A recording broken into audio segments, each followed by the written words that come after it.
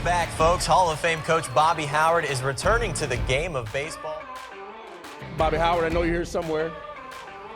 It started with you. Bobby Howard reached his 1,000th win today. Winning was the only option. You preached that, and you made me work for it. Playing for you set my foundation for life. Love you. Now, thank you. Yeah, that's the fruit, that shows you did it right. I mean, you got the formula down, you did that, you constantly grow. That's been the part that I think as I look from the outside of it, I said, Bobby has just done it right. Now, I do take my boys quail hunting once a year. Excuse me, for a year, one or 2 years, I'd take them to Pat Dye's when he was living over there. And after you go quail hunting with him, then you get a chance to we'd have lunch and talk football. And one year, I remember he said, Bill, you don't have to have a whole team of the greatest athletes. He said, but you do need one or two. He said, but you have to have a team if you're going to win. And that was his philosophy on football, was that give me one or two stars and a great team, and I can win. And I wonder, does the same apply to baseball? You don't have to have everybody as a star, but if you can get one or two stars, but the rest of them play as a team. Right. Is that same philosophy? Yeah.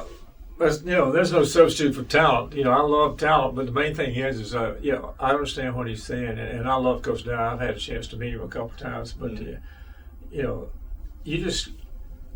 know Bill Parcells was talking about Mike. Talking about the Chicago Bulls one time, and he made a great analogy. He said, Dennis Rodman was a great player, so was Michael Jordan. But he said, if Dennis Rodman was the best player on the team, how many championships would he have won? So you got to have that moral authority. You got to have the talent and the leadership, and I think that's. But you got to have somebody in that locker room and on the field directing them with successful experience, talent, and the moral authority, from a character standpoint, to say, hey, wait a minute, this is not the way we do things. This is we got to do that.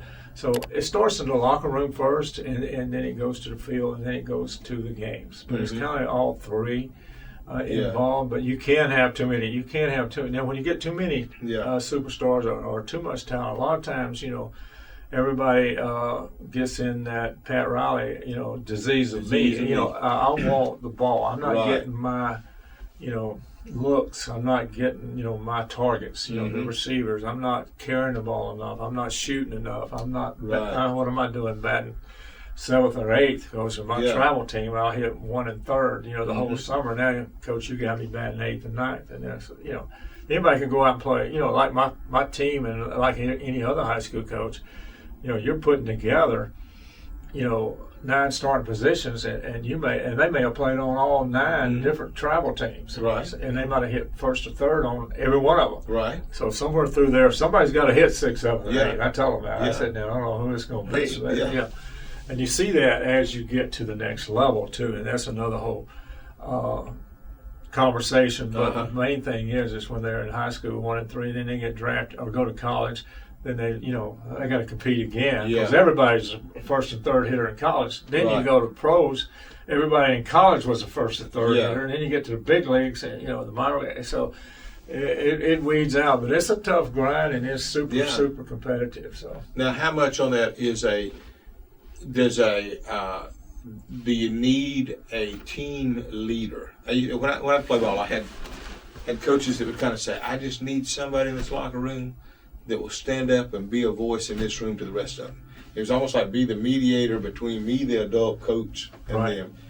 And I didn't understand that then because I just thought, well, there's players and coaches.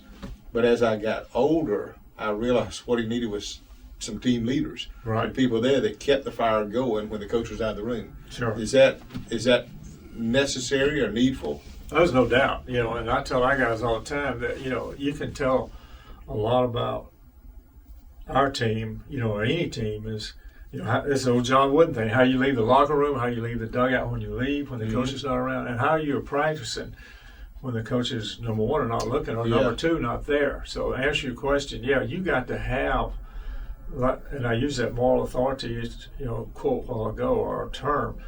But you can, to be a leader though, you got to have some talent. Yeah. But you also got to have the character. Because nobody's going to listen to you. If you may be the best player on the team ability-wise, and that's the reason I gave the Dennis Rodman analogy. But if you're out to 2 or 3 o'clock in the morning, the kids, you're not doing the things off the field. Yeah. But that's the reason that the Michael Jordans and the Tom Brady's, those kind of people, Derek Jeters of the world, they did it on the field and off the field. They never were in the limelight or about this issue, that issue, whether it be domestic abuse, drinking, drugs, gambling, whatever. You never heard of those guys. They were so focused and single-minded that everybody knew that they were not only maybe the best player on the team, but they had the highest character on the team. Yeah. And if you just have the character only, then you get into, morality versus ability. Right. And, I can see that. I don't care how many boxes of cookies you sold for the Boy Scouts, that ain't going to help you when the game starts. That's right. Nicest guy on the field, but the problem is, you got to have talent. And when those boys, those pitchers start throwing and those bodies start, in football, you got to be a competitor. You got to be tough. And I've noticed in my life that the people that really get to the top, they lean to being obsessed with winning at both in character and in talent. We have a mutual friend, Tim Hudson, and I remember one time right after he stepped into the pros, he was telling me, he said, Bill, my family we didn't have a whole lot. And he said, so I got on the bus over there, and I was going when I was on the farm team with all of these players that they could go out and party night and day. He said, if they didn't make it, they could go back and their fathers had some kind of business. They could step right in and they were fine. He said, if I went back, I was going to be working in the mill. And he said, so I couldn't do what they did. I was hungry to have a life. And he said, so my hunger to just be obsessed with baseball and breaking through overrode all of that pull and temptation to go out with the guys and party. Sure. So I guess that's probably true of anybody that's going to make it to the top. They got to have that. And Tim, was not that big a guy either, so he had to fight that. Tim was one of my favorite people, and and I didn't have that safety net. I know he didn't either. But his size and his ability and his competitiveness just kept him in the game for a long time, and he's one of my favorite people. So and he has that ability like you to he can switch it off, when he's not there, and then when the time comes, the game's starting, he switches it on, and that seems to be the thing I've noticed about every winner that I know. They're outside of that, they're just as calm and nice and in control. And then as soon as the light goes on or the whistle blows or it's time to play, suddenly they just went from Jekyll and Hyde. Exactly. Yeah. I've used that analogy with David. When he took to lunch to his, to his brothers, and Elio was there, the general. He wasn't making a big deal about it. Of course, he was talking down to it. But then when he heard that, what Harold was going, what Saul was going to give, to the people or whoever would go out and fight him, and he said, "No, wait a minute. You're telling me that I'm going to get this inheritance, I'm going to get this, I'm going to get that." Yeah, I'm in. That's right. They like to be challenged, and that's what he did. And he was going to say, who's going to take care of the Living Bible kind of says like this loudmouth who's out here mocking my God, and he's going out there with a rock, but he'd rather go out there and fight than allow that to prevail. Right. But I think he might have dropped the lunch off from my perspective and just left. But then he heard all the things, and then he heard him, like you said, being blasphemous and then taunting. And that's what. And it was like, no, wait a minute now. So, okay. Yeah, and that's the part. There's got to be, I think that's the thing that within every winner suddenly says, something triggered me. Just maybe it's the start of the game, maybe it's whatever, but that triggered me that I'm all in right now, and I'm focused on nothing except winning this game or bringing the best I've got. Right. Not leaving anything on that field. Now, when the game's over, you ought to be almost mentally and physically exhausted because you left it all there. Sure. And I just be obsessed to be average. That's pretty much what I have used. And a lot of times that can be a fault too, because sometimes you can get super are too competitive and not leave the game there, and you take it home and things like that. But I've tried to and let the games Yeah. paint a picture or tell the story, and then we move on. Yeah. I'm You've worried. done it. Well, you've done it well, Bobby. You really are. You're at the stage now. You're an encyclopedia of knowledge on the game. You really could write a book on if I were choosing a baseball player or creating a team or directing coaches. You've got so much experience in all of that. It'd be just a matter of. Well, I don't know about that because it keeps changing, but that's what makes it so unique. Like I said, with all the cutbacks and with the COVID restrictions and things like this, the landscape is continuously changing. In athletics, just like it is in the rest of the world. So we're trying to adapt and adjust and find out what works and what we can do. Because the only thing certain is, a lot of uncertainty as we move forward. Yeah. Well, the one thing I know about you, Bobby, is you not only though built great teams and became a legend, and you left a legacy, but you built great players. There's more respect from players and from parents that'll say, "I played for Coach Howard," and it's just one of the coolest things ever. And so, I just I look at that and say that's got to be rewarding in the bigger picture. If you look at it, you say, what are some of the things I'm most proud of? And I guess I've just turned that way myself. I'm sitting there the other week in worship, and I'm watching a whole group of young people up there that I had reached their parents, and now the parents had reached them. Mm-hmm. And I'm thinking they feel like your grandkids or something. Oh, said, yeah. That's the feel you get. How does that feel for you when you see somebody that you say, whether they made it in the pros, at least I had a chance to coach them, and maybe they work in a secular field now, but you look at them and you say, I'm so proud of them and what they've done. You remember them. I guess that's the biggest return that I get is to see them grow up and to be, not only, outstanding students under you, not only outstanding baseball players, but students, and then go out in the community and become outstanding citizens once they get out of school, or the competitive collegiate baseball, or the competitive at minor leagues, and and a few make it to the big leagues. So, but the city police, our new city police chief, played with you. He did. There's a number of people around town like that. Yeah, he did, and I was at his press conference, and he acknowledged. Of course, he wanted me there. I was there when he was, a captain, major, all the way up, and his family. They're just great people, but.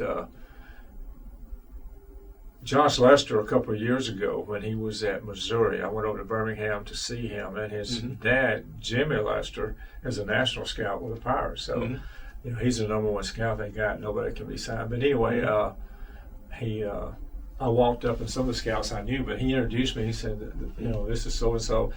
That's Josh's high school coach. And he said, the funny thing about it, I ain't thought about it, but he was my high school coach too. So, it was both. I had coached the dad and the son. And the son's still playing. He's a AAA player with the Tigers now. It was all conference, at All-American at Missouri. So he's still playing. Yeah, that's the thing. You get to. There's a real thrill in being able to say, "I knew you win." And to say, "I saw somebody at this stage, and I look at them today, and I'm so glad that I got to see the story instead of just read about it. You got a chance to be a part of that. That's."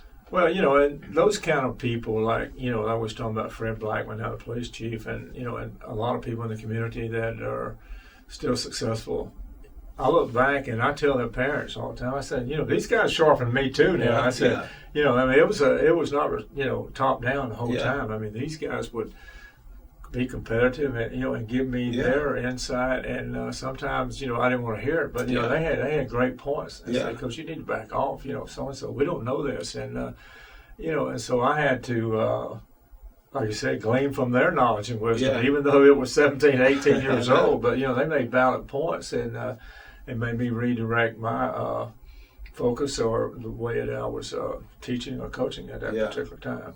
Well, there's one thing I can say, Bob. You finished well. I mean, you haven't, you have left behind a trail of good, positive things for people to follow, good examples. If I were a coach and I were stepping into it, I would drive you nuts, asking you questions and wanting to know whether I'd seen you videos of games and said, "Show me what we did wrong." You've got that kind of knowledge.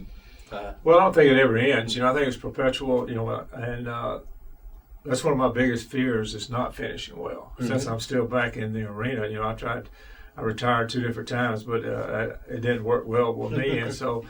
You know, it was a challenge to go to the school where I was at. They had 1 in 10 years and things like that. A couple people said, "Don't go there. You can't win." And I said, you know, no, wait a minute now. We may not be that good, but don't tell me we can't win there. But the thing is, it's how you finish, and you know, and that's the whole thing that is so scripturally and biblical based. Is you know, is you know, not how many wins you know, or the tradition you leave, or you know. Don't worry about leaving a will to your kids as much as leaving a legacy, you know, along those lines, or a trust fund. You know, so that's one of my biggest fears is doing something stupid. So, you know, I pray for protection. I said, I've been blessed enough. I just don't want to do anything stupid. Yeah, I know. And we're all capable of doing that. And that's the devil right. is very, you know, smart and scheming in his approach. So, and that's the thing. Wrap it up in this way with your faith has been one of the big anchors for your life, and that's been one of the things you read in the Bible, and I know attending church and growing in your faith. What does your faith mean to you?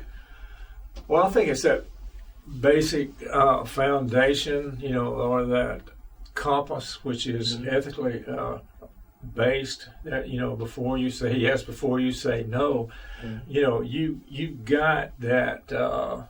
Inner voice, you know, somewhere directing you. It's you know, and you got to have it, because if you're not, you know, in the Word, so to speak, you know, and when I read the Bible, you know, I try to say, you know, if God is my Father, I need to be an obedient child. I'm one of His children, and I just try to live by that, you know, and just trying to be disciplined and be a student, like I said, in the baseball, in the leadership, but in the Scripture too, where I want to be able to not only live the life, but I want to be able to be, you know, wise, be discerning, be understanding, you know, of all aspects of any relationship.